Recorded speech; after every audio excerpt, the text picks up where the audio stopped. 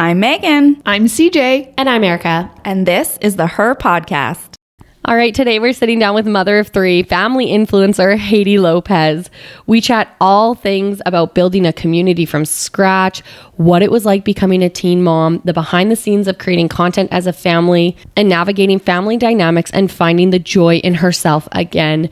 We absolutely love sitting with Heydy because we all follow her. She's kind of a part of our social media community, and it's always fun to meet people in real life. We go all over the place with this one, talking about different friendship dynamics, family dynamics, what it was like having a mom who immigrated over from Guatemala and experiencing life as a refugee. Heydy has such a cool and authentic personality and way that she speaks. We're really excited for you guys to get to know her better.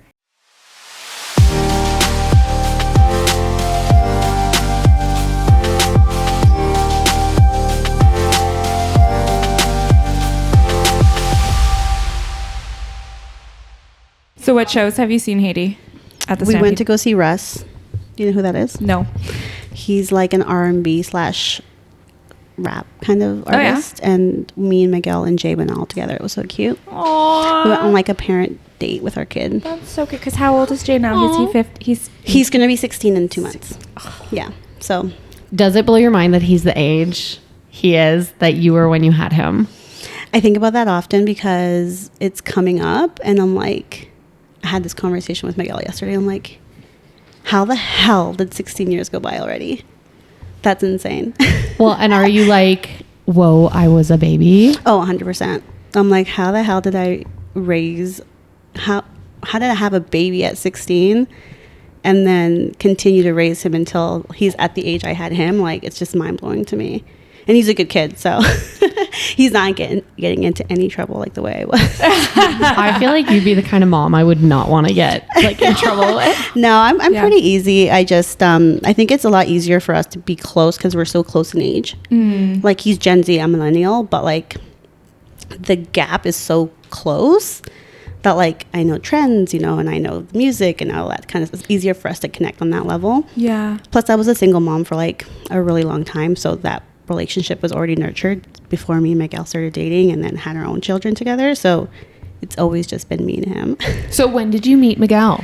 Okay, so yes, give us the story. We love a good all the way story. Well, I don't know if you guys read recently. I shared how we met. We worked at Tim Hortons together. Oh yes, Yeah. I knew that. Yeah, we worked at Tim Hortons. Were you in the drive-thru? Or was he in the drive-thru? So we How did it work? were. I was in front cash. I was front cashier. So I would take the orders, and he would might be my tandem and pick everything up. So then I wouldn't have to move around because I was pregnant. Aww. So he was like, "You stay. You take the orders, and I'll pick everything up." And that's what we did. So he met you when you were pregnant? Yeah, I was pregnant with Jaden. Was he 16? Are you guys the same age? No, he's 4 years older than me. Okay. Yeah, so he's, I was going to say, he's 19. No, I was 15 when I met him, and he was 19. Yeah. Okay. But then, that age gap at that time is weird, right? Yeah. You're Yes. still in high school, and then you're out of high school. So Yeah. You're you're an adult. yeah. This is a full-grown man over here. No, we were friends first, and funny, he was friends with my mom first because she was a supervisor at Tim Hortons. So he worked with her before I even came into the picture. So they were friends first, and then I came into the picture, and then he just so happened to be a family friend, and then I was pregnant with Jaden, and he came to my baby shower, even though I don't remember him being there. Aww. And then we were just friends. Yeah, we were friends first, and then obviously thought he was cute and attractive, and we did flirt, but nothing ever happened until way later on in life. That's so cute. That's insane. And it was easy to be with full him. circle. It was easy to be with him because he knew my story. I didn't have to explain the situation of my ex and Jaden, and we kind of come as a deal. He already knew that. He knew my mom, he knew my family, so it was very easy to kind of transition from friends to relationship. So how old were you when you guys transitioned from friends to relationship? I think I was 21 or 22. Okay. So you were friends for quite a while. Yeah. Yeah. Yeah, it was friends first. Yeah. Strictly platonic And friends. then one day were you huh?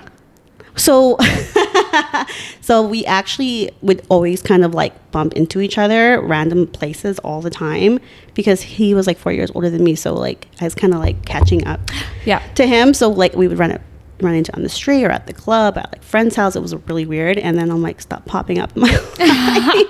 What you doing? What do you keep popping up? And after me and my ex broke up, like 6 months into that, we reconnected at a club, and then it was like, okay, this like fire and like tension, it's like, you know, very, very there. So It's like undeniable. it's undeniable, yeah. So then we kind of just started dating from that. And it was really easy though, because I was like, yeah, he gets it. He knows that like my son's number one priority and will always be number one priority. And he was totally respectful of that. And then on top of that, like him being in Jay's life already. Yeah. And then knowing like, and I never put pressure on him to like be a dad or be a stepdad. He just kind of like did it naturally, and it was really easy. Well, and I would imagine that and I don't know, but I would imagine as a single mother and you're in the dating sphere, there's always that bit where you like meet someone and then you're like, and now I got to tell them the rest, which you're not ashamed of, or you're proud of your son, but you're also like, well, this could be where we see how the chips fall with this guy. Because he might be like, I'm out. Like, I don't want to be a dad. I don't, right? Yeah. And then honestly, like dating with a kid is so hard, and I never really at the time, because I was like 20 when me and my ex finally split up, and I'm like, I've never been single. Like I've always been with somebody, and so I wasn't really looking for a relationship. I really wanted to just like focus on me and my kid. And then Miguel kind of like popped back in. I was like, okay. So when it's now or never. He's like, I've been patiently waiting over here. So when you got pregnant at 16, did you stay with your partner then at the time? Yeah. Okay. Yeah. Okay. He was like 1 year older than me. Yeah. So, I mean, it was like very on and off, like teenager relationship, right? And like throw a kid in there. It's like, he still has school. I still have to finish school. We still have to parent somehow. He still lives with his parent. I live with my mom. And I'm like, this is so freaking hard. What did that look like? Oh my God. I have to like I love think that this back. was not on our notes. No, at all. We were just like, this is what happens, I think, for me, like being able to finish high school was like the number one like thing I wanted to do, because the statistics in like teen parent pregnancies is that like we never finish high school, we don't go to college, we don't like get a post-secondary. But for me, I was like, I'm not going to be another statistic. So I went back to school after like 6 weeks of having Jay and threw him in. Wow. Yeah, I was so young. Holy mama. I'm curious on the support of your school. So I was in a high school, and then I had to switch to a different high school that has a program called like the Young Mom Program, like the My Young high Parent school program. had that. Yep. So there was like 15 or 20 of us teen moms that would like bring our kids to school, drop them off at the daycare, and then go to our classes and pick them up after school and then go home. Was it the same, can I ask a question, the same length of day for schooling, or did they shorten it a little bit? No, it's the same. Okay. But for me, I took like summer school because I wanted to have like extra blocks in the morning so that I could come in a little later with the babies. Yeah. It was actually so tough, because now that I think about it, I'm like, I was taking the bus, I was going on the bus, like with a baby like 45 minutes away, Wow. walking to like the bus stop to the school every day. Wow. Yeah, but then I was like so determined to like not be another statistic of like teen pregnancies, and that really motivated me. And the fact that like my mom was like a huge support. She was like a single mom, so she was like, I don't want this for you, but we're all in this together. So it was just like really nice to have like that support system, even though she wasn't like happy with my decision. She's like, I'm still going to be there for you. So she helped me with Jay when I needed her to, but mostly it was just like me. And then of course, like my ex at the time, he couldn't be there as much as he could, even if he wanted to, because he also had school. And we like lived really far apart. So. That's so much responsibility at that age. Oh yeah, and that's why like and when I think about it, like that Jay's at that age, I'm like, I was so young. Like you are not ready to be a father. I was a baby. Yeah, I was a baby. People was like, baby having a baby, and I was like, yeah, basically. Well, when you're 16, not that like you would ever want to get pregnant at 16, but when you're 16, you have such a like adult complex already. Like you're like, I'm in love. Yeah. And I can drive. Yeah. Like I can do all these things. And then it's like, now I look back and I'm like, you're an infant. Like you literally have no idea. No, I agree. I always tell him like, and obviously I'm open with him about like our situation, and that our situation is very unique considering I had him so young, and like our relationship, we're super close. I'm as open as possible with him. I'm like, you got to be careful. Like it could happen to anybody. Trust me. Yeah. Well, and I'm curious, and you don't have to share this. You can say pass if you want. Yeah. But I'm like, does he have a relationship with his father? Like, what does that look like now? Yeah. So he does see his dad. Like it's been like on and off. I wouldn't say like because he doesn't want to be involved. It's because we're in Calgary. So he's back in Vancouver. I'm in Calgary. Jake came to live with us. and then for a bit went back to his dad's house because he was going through a phase of like rebellion and he wanted his dad to be in his life more than he was. So then he asked me if he could go back, and that like broke my heart. And I was like, I remember watching this on stories. Yeah, and I was like, it was so sad because I'm like, I feel like I'm losing a part of me. Like all I've ever known is to be your mom. I just remember thinking like, if I don't let him go, he's gonna resent me. So then he went, and then like he came back like 10 months later, and now the relationship is so much stronger because I let him experience that without having like anything like over his head about it, making him feel bad. Like if you want to make that decision, that's on you. Yeah. You know, so he's back here now living with us. He does see his dad on summer break and a winter holiday. Just trying to think. Yeah. And then anytime his dad asks him to come, he can go. Yeah. And are you, okay, so you're originally from Vancouver? But I'm from, like, I grew up in Vancouver. So when, I'm curious about this, when you moved, what brought you to Calgary? Like, what was that like? Leaving like family, I'm assuming. Well, originally we came here because we wanted like a different lifestyle change. Like the life that we were living in Vancouver was very like keeping up with the Joneses is like the easiest way to describe it. Right. But you could never keep up because everything's just so expensive. And at the time we had the 3 boys, and then the youngest was I think 3 if I'm remembering, or maybe even 2. So I was working full time. My gal was working full time. We just never had time for family, never had time for the kids. We were always arguing about like time, and he was stuck in traffic all the time. And it was just like a lifestyle that I was like, if I keep going like this, I'm going to lose my mind. So his parents are here, and that's like the only family that we have here. Okay. So they are, they're close to where we are, but usually like it's just us with the kids. So I don't have my family here, but he has his parents. But that's like the reason, like the short of end of it all. Like we came here just for like a different life. And are you happy with that? Oh yeah, I'm so happy being in Calgary. I rep Calgary really hard. Why do you love Calgary so much? I want to know. I just love the mountains. I like the slow pace of the lifestyle. I like that you can spend time with your family. I like that you can stay home. Like I feel like in Vancouver it was like go go go go go go. Everyone's always in a rush, and like the first thing I noticed when we moved here, like, everyone's like, it's like slow, you know, compared to like a big city like Vancouver. I don't know if you guys have ever been, but it's just like nuts, like the traffic, the SkyTrains, the people. It's just a lot of people. If you want real slow, just come one more block. I was just gonna say, like, they could just keep stepping down. That's fast. So busy and fast. So busy. Oh my gosh! So like we took the LRT this morning, and I was like, okay, look at all these people. There was no one on it, Heydy. Right? There was no one on it. But for us, it's like, that's different. wild. Yeah, I feel like the further you go in the middle of Canada, it's slower paced. Yeah. The kids are thriving. The kids are happy. You know, they have their school, they have their friends, and we really wanted to move here before our middle turned 5 because we wanted him to like stay in a school and not have to like move.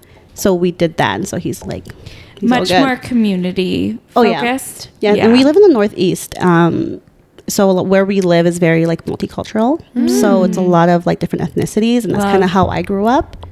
And I wanted the kids to experience that. So we like the Northeast, so we'll probably stay in the Northeast. Yeah. Okay. And so how did you find building community here in Calgary? Do you mean like friendship wise, or do you mean like online wise? You know what? Let's do both because we've done an intro for you. So like you're an influencer, content creator here in Calgary. And so I'm curious on how you found building relationships in person and then also versus online. Well, my story will be a little bit different only because I do want to mention that like 2 of those years were the pandemic. So I've been here for 4 years, and 2, I think like I'll even like say like 2.5 of those years were pandemic. Right. So I couldn't make friends. I couldn't go out. And even if I did, it was like very seldom because I didn't really know anybody here. So making friends has been really hard because of like that little added, you know, tidbit of like pandemic. What year did you guys move here? We moved in 2019. Okay. So and then like a few months later, it was like 2020. Everything's closed down. You can't go to the mall. You can't go out. It's like no gathering. And I'm like, oh, that's great. Well, no wonder she thinks Calgary's slow paced.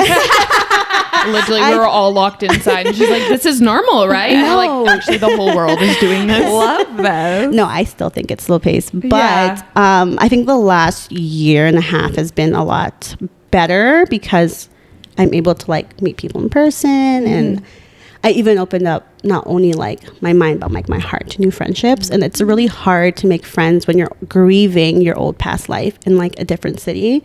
So I did find that I was like clinging on to the life that I knew back home in Vancouver, and then having to like grieve like not my favorite food places, my favorite restaurants, my favorite like parks to take the kids. Like I knew nothing, I knew nobody, and it was a really hard transition for me. So I'm not gonna like say it was like super easy, but it really kind of taught me and Miguel to like lean into each other, because if it wasn't for him, I wouldn't have anybody. So it was like, okay, we're doing this together.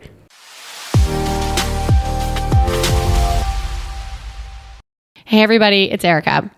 You guys know I love a quality handbag, and I recently found a luxury resale company that I have to share with you. Working Girls Boutique offers a stunning selection of gently loved luxury handbags and a safe, reliable, and secure way to purchase your dream bag. They have a strong commitment to authenticity and choose carefully curated pieces in excellent condition, which include Prada, YSL, Louis Vuitton, and they have a stunning Chanel collection, which is 100% on my dream list. One thing I love about Working Girls Boutique is how seriously they take making sure each piece is authentic.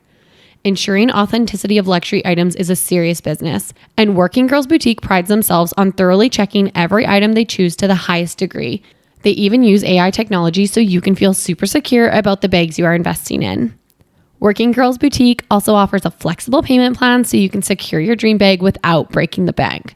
Plus, they gave us an exclusive discount code for the Her community, which is amazing. It's code HER50 to save $50 off your purchase. If you're like me and constantly looking for that next dream bag to add to your closet, you can find all the details on the newest designer additions on their Instagram at Working Girls Boutique, and head to their website wgboutique.com to secure your dream bag. Don't forget to use the code HER50 for $50 off your purchase, and 100% make sure to tag me because I want to see what bag you snagged.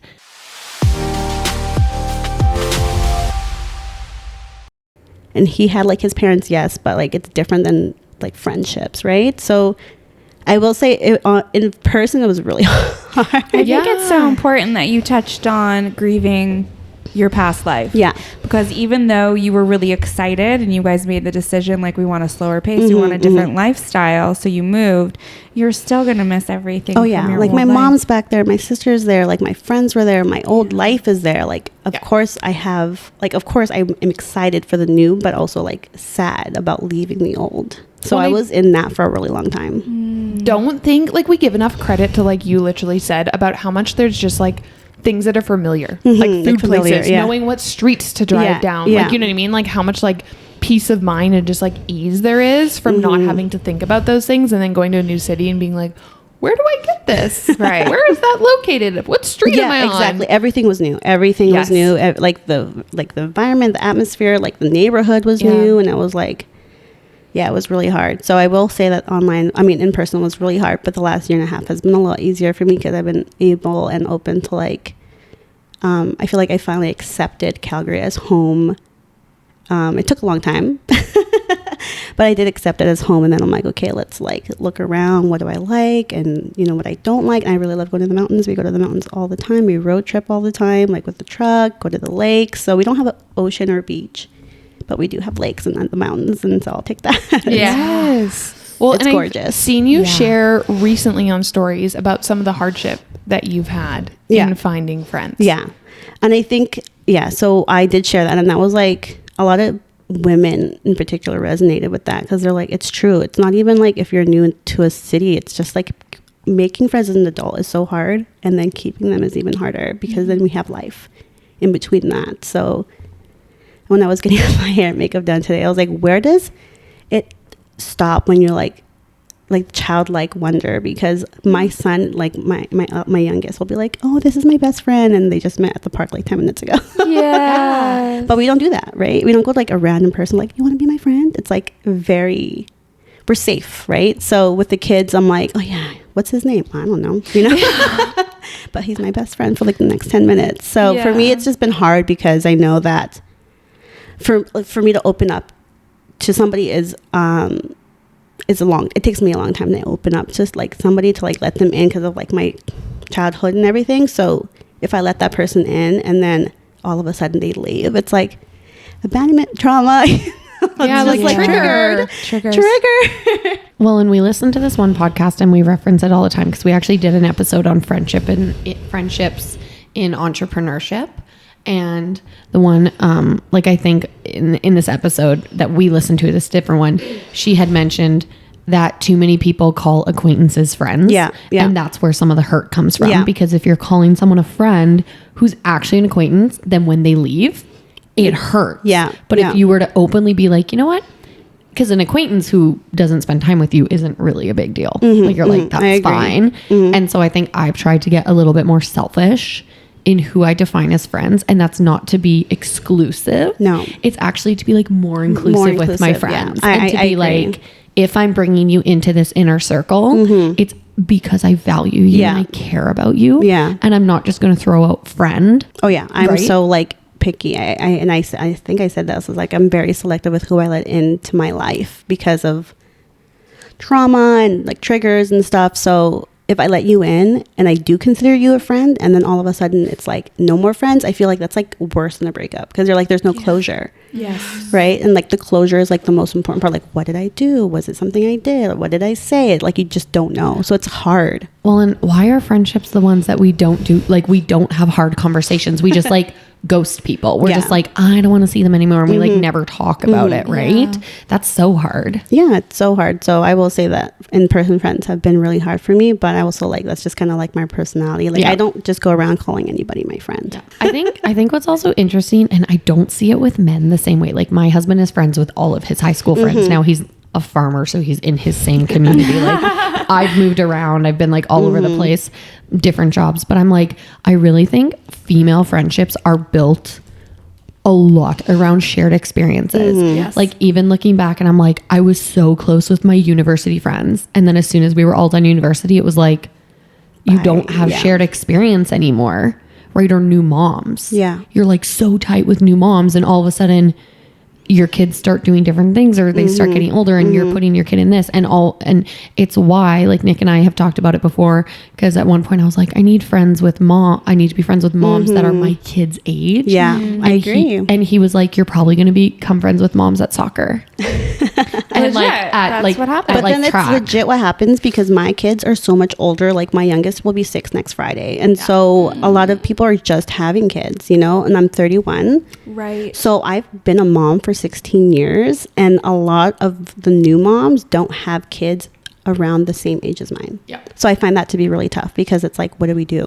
Because they've got Like, the I like babies. you. I like you, but like, what do we do? Because I like want to get to know you better, but our kids are so different, and they're different ages. And like my kids are like running wild and crazy, and there's like newborns. I'm like, oh my gosh, you want me to hold your baby for you? Like, How's this gonna go? Let me give you a taste of what's to Yeah. come, and I will hold your baby, and we'll Exactly. chit chat. Yeah, I'm the same way because my last is like a year older than almost all my friends having their first.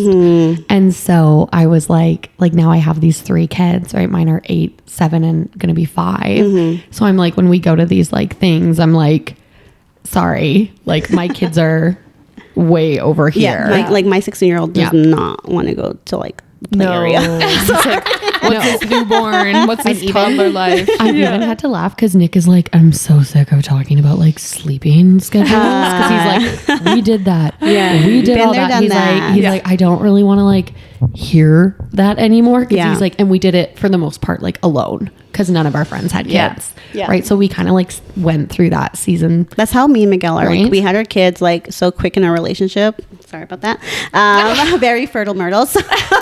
Fertile Myrtle. I love that. Sorry, what are the ages? Did you have them like boom, boom, boom? So Isaiah's 6 next Friday, and then Abel's 8, and then Jay's 16. Right. So I had like a almost like 8-year gap between my first and my second. And then right after, like, we had Isaiah, and I was like, okay, that's enough. Yeah. Like, I'm done. Whoa. And we did consider, like, we did have a discussion, like, about having another one, like, a few years back. But I'm like, no, part of me wants to do that again. And it takes so much out of the woman. Like, you're carrying the baby, you're birthing, you're breastfeeding, you're all this stuff. I'm like, I just want to be my own person. And I'm literally almost there. I can feel the freedom. And if I have another baby, it's Right back to square Right, one. yeah, exactly. I want another baby so bad right now. I like said to Nick the other day, I was like, I want another baby. He's like, what? Oh I'm my like, I don't know. Erica, you're crazy. I'm like, I love newborns so much. Well, then that's why I was like, I have a couple of friends who do have younger kids, and I'm like, I'll hold your baby, but then I get my cuddles in, and then I'll give them right back to you. I always say, like, if somebody handed me a baby, I would be like, great, 100%. let's do this, but I could not do pregnancy again. No. Or postpartum. I was talking to Miguel. I was like, I would take in like teens. I love teens. Like I could really see you doing that for some reason. Like I don't even know you, and I'm like, I feel like you'd be like a bomb kids, teen. like in and out of our house I was just all gonna the time. There's like teens. There's like you're middle-aged for sure kids. the cool mom. Oh yeah, there are always kids at my house. I'm like, oh my god. I like that because my kids can stay home and then I can like supervise everyone else's kids, and then I'm like, don't worry, you can feed your kids, don't worry about it. Yes. I've said that to Nick. I said I think parent goals is creating the house that everyone wants to be at. Oh, yeah. So I'm like, house. we need to get this and we need to set There's up this. literally always kids at our house all the time, and I'm like, oh my god. But then I'm like, yay me. We're the cool parents. Totally. Yeah. Okay, so you said that you can like almost feel that you're like finding yourself. I'm curious, like, what is that looking like for you? Well, okay, so Isaiah, again, he's the youngest. He's going to be in full-time school in September. And Calgary, we only do half-days kinder. Like some places do half-days. So then you still are like, you're doing pickups in the middle of the day, and you can't do much in 2.5 hours. So I honestly don't know what that's going to look like. Like, I'm a workaholic. I love to work. I love to create. I love to like come up with really cool ideas. And I'm like, I'm going to have so much more time. But then I'm like, but I probably will fill it with work. Yeah. Like, I'll probably be more mindful with my schedule, knowing that the kids will be gone all day. And then I have like, say like a solid 8 hours to do whatever I need to do 5 days a week. And then I can like be mom when they get home. Right now, it's been kind of hard. I've had to have like a really strict schedule with my work days, because if like Miguel's off, those are my work days. Versus like having them at school, I can do it when they're at school, and then that way when they're home I can be mom, and hopefully that works out. I don't know. And are you a full-time content creator? Yeah, so I'm a full-time content creator. This is what I do full-time. It's a lot of work. I'm sure you guys know. We fully all know. Yeah, right there with you. Yeah, so I actually was I'll like let you guys know a little bit of like the dirt, but not really dirt. But so basically, when I was in Vancouver, I was a legal administrative assistant. So I worked at ICBC, which is like the only insurance company. I worked there for 5 years, like working with lawyers in defense, like for personal injury. Okay. So I did that. And when we moved to Calgary, they don't have ICBC here. So it was like, okay, I got to quit my job. What am I going to do? But at that time when we were deciding whether or not we were going to move, we're like, it's either now or never. So we just both quit our office jobs. And so when we came here, I said, okay, give me like a year. Give me like 12 months where I can put my all into being a content creator, like an influencer. And if it doesn't take me anywhere, then that's fine. I'll go back to work and like work in a 9 to 5. I don't mind doing that. But then it worked out. I will say though, I did do it like during the pandemic, so that was really tough. Yeah. It's like a blessing in disguise, to be honest, to like quit our jobs and then decide to do completely opposite things that we were doing before we came here. And then after 12 months, it was like, I think it's still profitable, even if I still make it through like the pandemic. Yeah. And then it just kind of kept going, like, and this is my full-time gig now. Did you find during the pandemic it was more difficult to get deals? It was difficult because brands didn't know how to, they didn't know what to do with marketing. They're like, what do I market and how do I do it now? Because they can't do events. You know, we can't market certain ways anymore because of the pandemic. We have to be mindful of people like losing their jobs, you know, and not having money to spend on crap they probably don't want or need at the time. So like, I think it was like a dry spell for like 6 months. Okay. So that was really hard. So what did you focus on during that time? I just focused on growing community. I think that was the most important, because I felt like if I just, again, I wasn't like, when I started doing this, I didn't want to start doing this to make money. I started doing this 8 years ago. And I was actually like a mommy vlogger. So it was like called Raising Jane Abel. Yes. You remember that? Yes, I do. Also, that's what your email is. Yeah, so I'm like, that makes sense. I do. I never changed it. Yeah. And so I was like, I just want to share my story of being a teen mom and how I'm transitioning from being a mom to 1 and being a mom to 2 and like the age gap. And so back in the day when like blogs were blogs and not just Instagram, I would like write and stuff like that. So I really just wanted to create a community. And for me, I focused on like building a local community. Yeah. Because I had like so many followers from Vancouver. But that really didn't, like they can't resonate and relate to me anymore because I'm in a different city. So I did kind of focus on just the community in Calgary, and it's been really great. Do you think that's why you leaned into like rah Calgary so hard? Which I love, by the way. Honestly, like I think that what happened was I was such in like a bad state of mind leaving Vancouver, like just like in a rut. And honestly, like being a stay-at-home mom isn't what I wanted to do. I wanted to do more. And so I was like, what can I do that can share my story of being a teen mom and help others?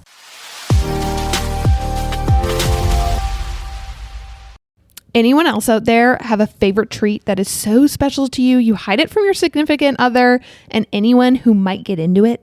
I've fallen in love with a new organic dark chocolate bar, and full disclosure, I absolutely hid the first couple bars from my husband before he caught me eating one, which at that point I shared with him, and he loves them just as much as me.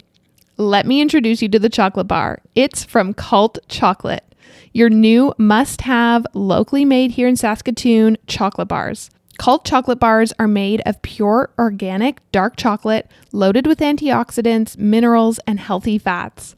And they're also dairy-free, which for all my lactose intolerant friends out there like me is such a win. Cult has 6 signature flavors: vanilla, mocha, sea salt, coconut, orange, and mint. And I've had a really hard time choosing my favorite. They're all so delicious. You guys know I'm a branding fanatic, and so I have to take a moment to talk about the packaging, because you guys, this is not your basic chocolate bar. Each flavor has its own beautifully designed packaging that is also biodegradable. You can now shop them on their website at cultchocolate.ca. That's cultchocolat.ca. You're going to leave out the E and use code HERPODCAST to save 10% off of your order.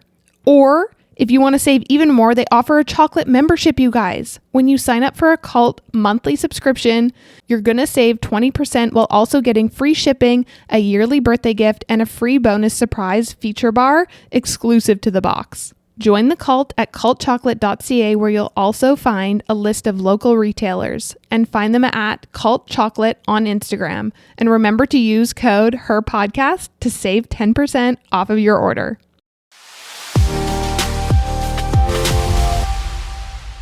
And I started doing that. And so when I came here, it was hard.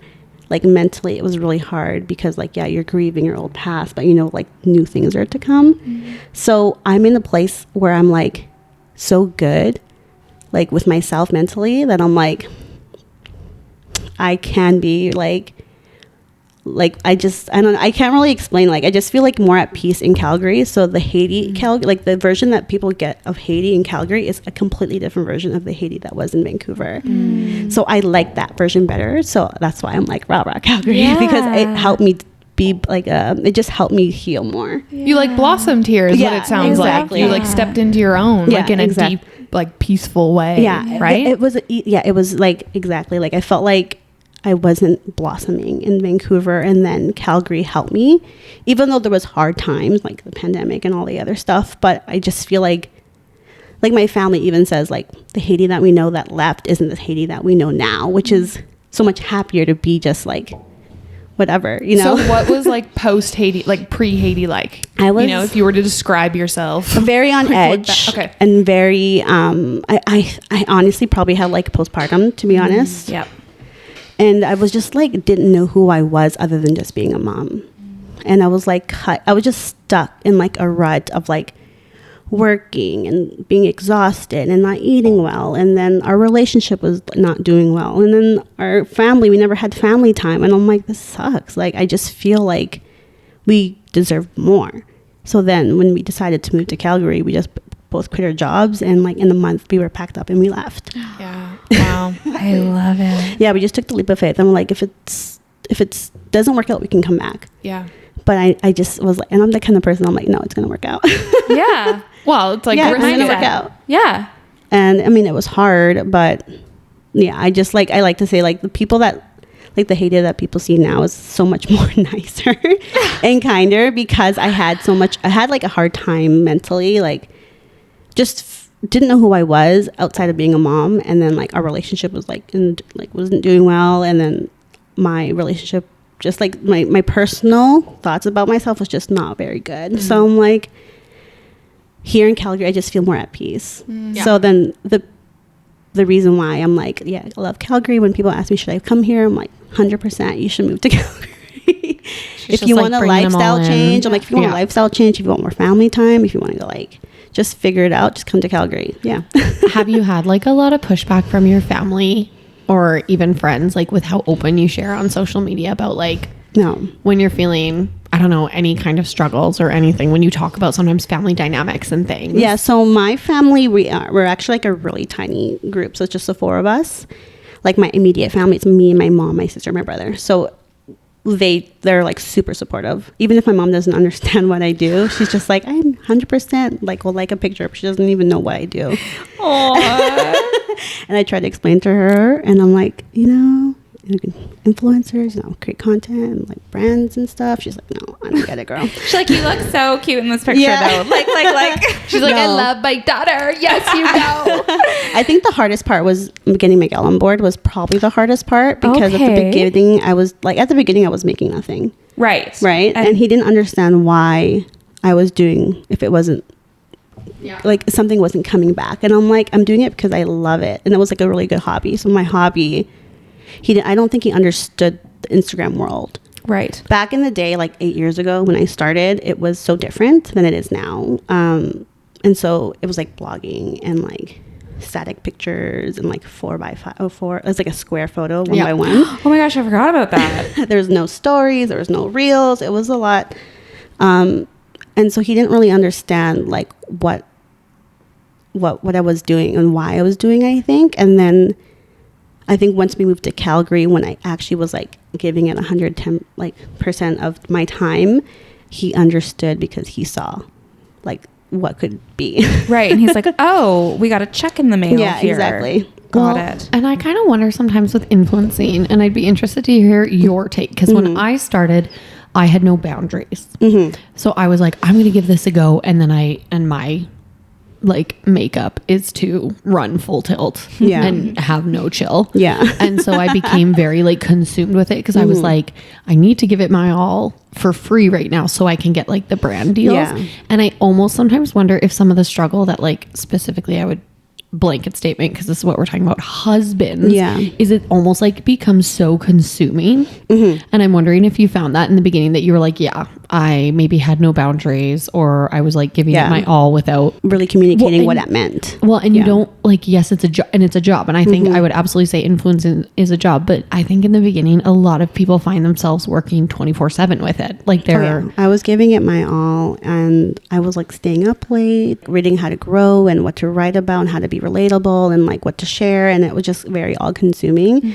But I will say that it's definitely like a learning curve, like being an influencer. I have to be super mindful with like the amount of time I put in, because I do not want it to consume my life. And I also want to make sure there's like the line of like personal and business is so thin that I have to make sure that if I'm like, now that I'm here like 8 years later, I'm like, okay, I have to make sure that I'm not like oversharing if I don't want to. Yeah. Like I don't want to have to just share to share. Like if I don't want to show up, I won't. And I won't feel bad about it. How long did it take you to get to that point? Oh, it took a long time. Yeah. It did take a long time. I think even like this last year has been very eye-opening for me, because I'm like, the campaigns and sponsored ads will come. And the most important is to take care of yourself, because if you're giving everybody all of you, then who's pouring into me? Right. And as a mom, you're already giving yourself to everybody else. So I'm like, I need to like make sure I can scale back and have like work hours, and then communicate that with Miguel. Be like, this month or this quarter will be extra busy.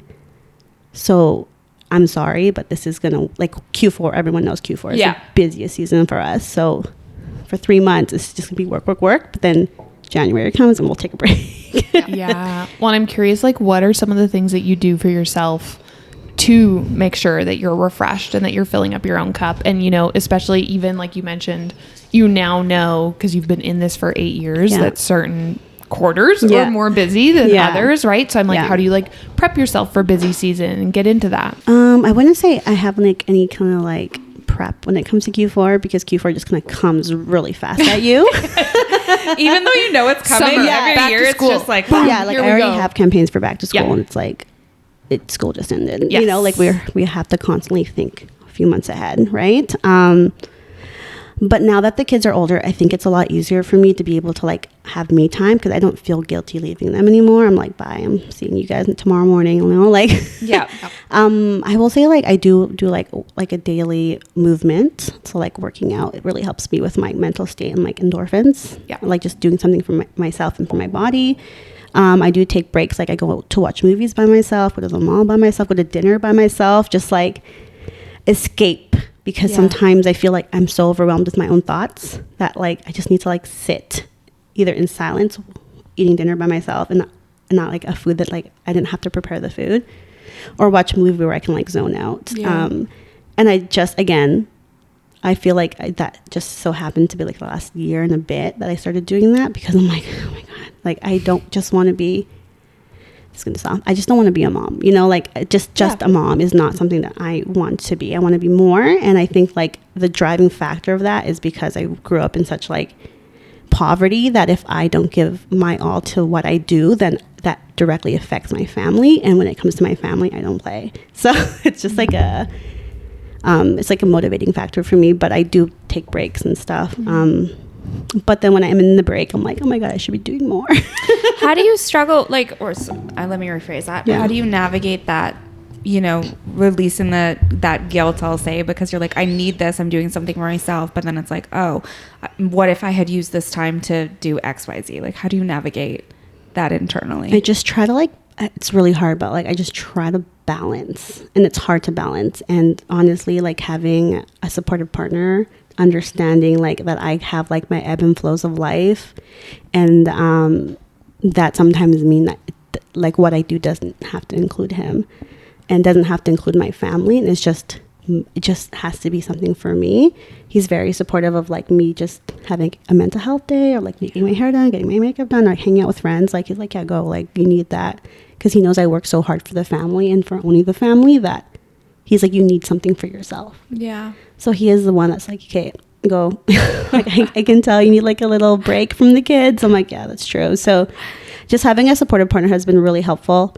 And honestly, like a relationship has grown and like, again, blossomed so to what it is now versus like before in Vancouver. I felt like it was like we were fighting for like position. We were both working full time. So it was like, we're both working full time. Like I can't also just be the only person that does like everything at the house. Like that's not fair, you know? So it's really hard on relationships when you throw kids in there. And we had our kids so quick into our relationship that we didn't have time just for us. How far into the relationship? I would say like less than a year. Okay. Yeah. So it's really quick. And then as the kids, like, we had hard kids. Like our babies were crying all the time, and it was like triggering. So it was really hard. But as like the fog kind of like went away, and like we decided to move to Calgary for our relationship and for our family, it was a lot easier for us to like lower our walls, you know, and like be open with what we needed from each other. And so for now, like our relationship is really good, but of course we all like, marriage is tough. You have to put into it every single day. And also you can't give to somebody else that you don't give to yourself. Right. So for me, I have to have that time where I'm by myself and to reflect and to just be alone, so that I can continue doing everything else for everybody. And does he, like, would you say he also recoups kind of like alone? Like, does he also take that time? Yeah. Yeah. He does. So then it's like easier for him to understand. I think, I don't know, like I can't speak for him, but I think for him, it's tougher to admit that he might need more time versus me. I'm like, I need this time. Like, I'm not going to be apologetic for the time that I need for myself so that I can continue pouring into everybody else. And he's like, that's cool. My husband doesn't say anything. My husband doesn't say anything. All of a sudden, he's just like making a bowl of popcorn and then like going into a different room. And I'm like, Andrew does that too. I'm like, where did you go? I'm like, I think this is you trying to communicate that you need alone like decompress. time. Whereas I like walk into a room and like yell. I'm like, I need to decompress. Yeah, and exactly. Like, okay, loud and clear. There's one loud one and one quiet one, and they marry each other. Yeah, turtle and the skunk. Literally, the turtle and the skunk. What? Turtle and the skunk. Leave it to they CJ. married each other. There's always a skunk and a turtle in every relationship. I've never heard of this. Yeah, especially in the way that you communicate and argue. What's the skunk do? Skunk sprays, turtle goes into their shell. You're the skunk. The skunk. I'm also the skunk, so we can skunk together. We can skunk together. You guys have the outfits on point. I'm like, if Instagram like disappeared tomorrow, like what would you do?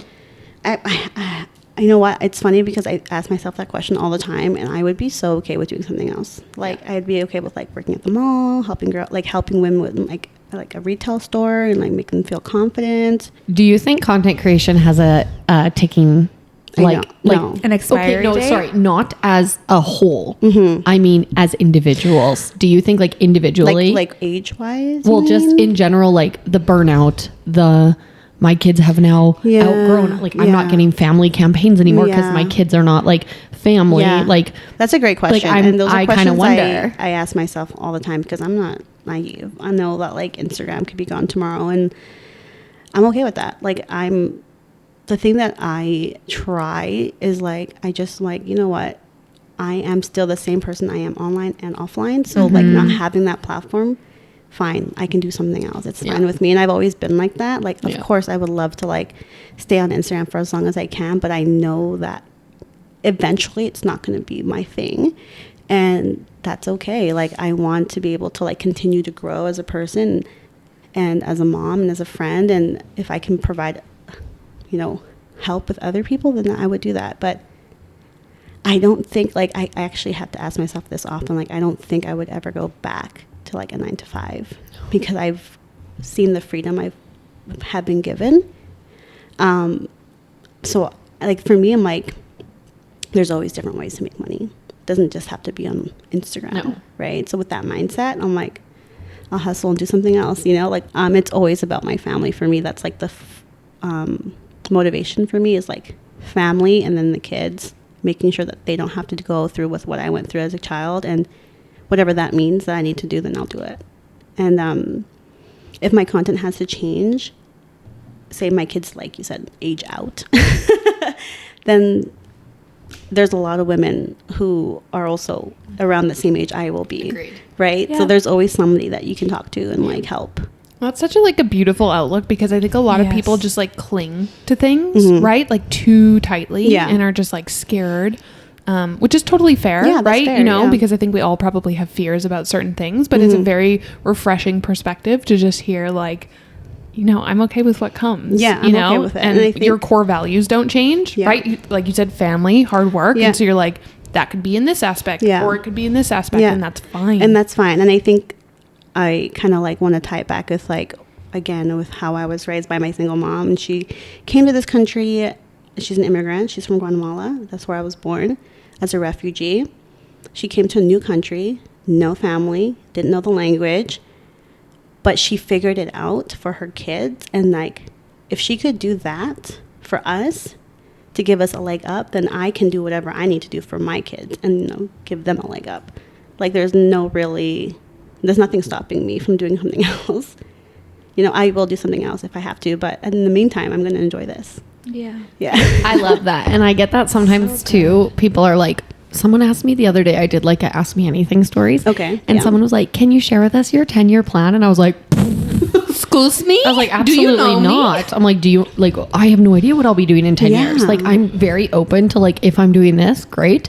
If I'm doing something else, great. Sounds good. If I've added on some things, like that's great. And I do think though, that's a bit of a personality trait. Okay. Because I think I was talking about this with my husband one day, and we've talked about this with entrepreneurs, and I think there's nothing wrong with working a 9 to 5. Yeah. There's nothing wrong with being an employee to someone else. Yeah. We need people. Like, every job has a purpose.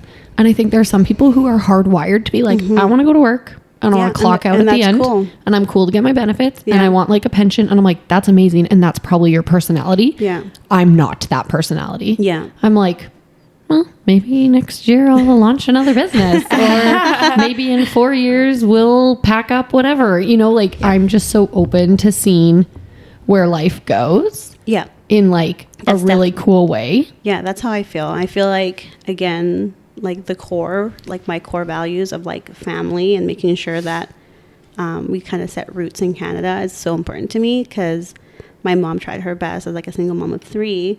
I'm also the eldest, so I don't know if it's like something to do with like the stage I was born. Oh, for sure. Yeah, but I want to like, I'm like, there's literally nothing that can stop me, you know, because I've seen my mom struggle and do so much for us, and she's now an empty nester at like 50. How old is she? 52 maybe. And she also had me young, and she did so much in her, like she gave up so much for her kids. For me to like not take that as like motivation, I'm like, then what was it for? And I never want to like disappoint her, so I'm like, you know what, don't worry, I got it. Like, I'm always like, I'm good.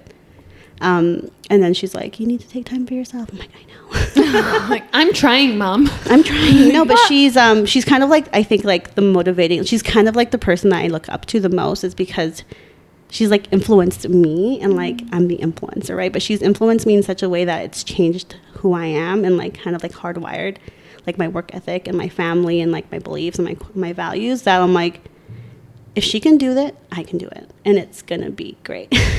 That's amazing. Yeah, she's kind of like, it sounds like you guys have a really beautiful relationship. Yeah, we're really close. Yeah, we're really close. So that's why, like, when I came, it was really sad, because I'm like, she's not here.